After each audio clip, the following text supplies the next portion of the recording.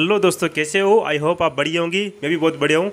दोस्तों, मैं आज आपको बताने वाला हूँ कि जो ट्रक के पास में जो एल्यूमिनियम के बॉक्स होते हैं वो क्यों लगाए जाते हैं, उनका काम क्या होता है।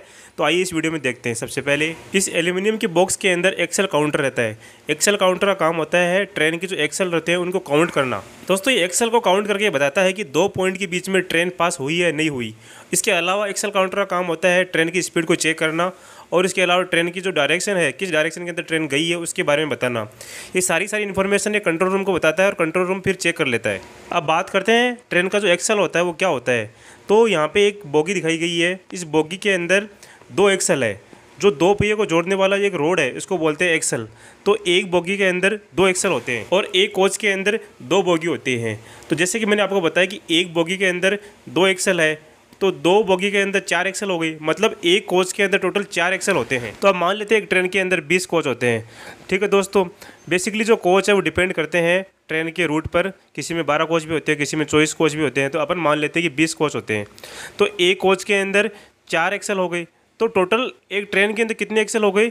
80 एक्सेल हो गई। और अब जब ट्रेन है वो ट्रैक से गुजरती है तो एक्सेल काउंटर है वो ट्रेन के एक्सेल को काउंट कर लेता है और उसके बाद में कंट्रोल रूम को भेज देता है। और दोस्तों, एक्सेल काउंटर का जो कनेक्शन है वो ट्रैक से रहता है, वो इस प्रकार तो यहाँ पर आप देख लीजिए, जो एक्सेल काउंटर है वो ट्रैक से इस तरीके से कनेक्टेड रहता है और एक्सेल को काउंट करता है।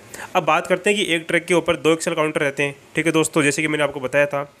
तो एक्सेल काउंटर से जब ट्रेन है वो इन होती है एक एक्सेल काउंटर से, तो उसके अंदर 20 कोच वाली जो ट्रेन है तो 20 कोच के अंदर कितने एक्सेल रहेंगे? 80 एक्सेल रहेंगे। मतलब 80 एक्सेल इस एक्सेल काउंटर से, फर्स्ट एक्सेल काउंटर से इन हो गए।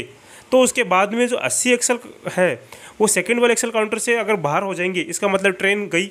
इसका मतलब जो ट्रैक है वो क्लियर है। तो यहाँ पे ये जो ट्रैक है ये दूसरी ट्रेन आने के लिए खाली है। मतलब यहाँ पे आ जाएगा ग्रीन सिग्नल। अब मान लो कि एक एक्सेल काउंटर से जो ट्रेन आई है वहाँ पे 80 एक्सेल है वो इन हुई है और दूसरे एक्सेल काउंटर से 80 एक्सेल है वो आउट नहीं हुई है। इसका मतलब इस सेक्शन के बीच में ट्रेन खड़ी है। मतलब दूसरी ट्रेन अभी आने के लिए अलाउड नहीं है। तो यहाँ पे जो सिग्नल आएगा वो आएगा रेड। तो इस तरीके से जो एक्सेल काउंटर है ये सिग्नलिंग को भी कंट्रोल करते हैं। और इसके अलावा एक्सेल काउंटर की जो कैपेसिटी होती है वो लगभग होती है 15 किलोमीटर। मतलब 15 किलोमीटर के बीच में जो डिस्टेंस है उसके बीच में ये बता देता है कि इस जो सेक्शन है इस वहाँ से ट्रेन पास हुई है नहीं हुई है। और हाँ दोस्तों, आई होप ये वीडियो आपको समझ में आया होगा। अगर आपको ये वीडियो समझ में आया हो तो प्लीज़ वीडियो को लाइक करना, शेयर